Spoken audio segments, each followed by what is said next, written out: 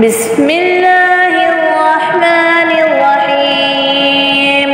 ويل للمطففين الذين إذا اكتالوا على الناس يستوفون وإذا كالوهم أو وزنوهم يخسرون ألا يظن أولئك أنهم مبعوثون ليوم عظيم يوم يقوم الناس لرب العالمين كلا إن كتاب الفجار لفي سجين وما أدراك ما سجين كتاب مرقوم ويل يومئذ للمكذبين الذين يكذبون بيوم الدين وما يكذب به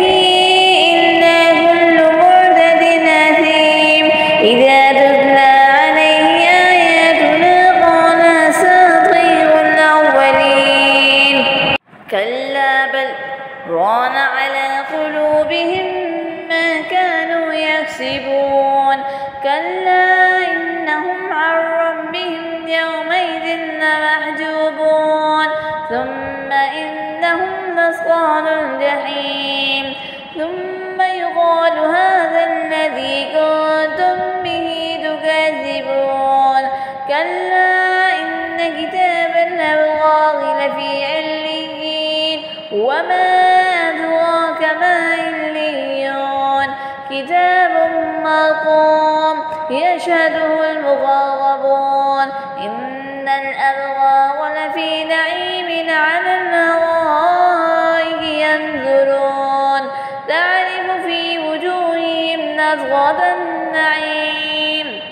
يسقون من رحيق مختوم ختامه مسك وفي ذلك فليتنافس المتنافسون ومزاجه من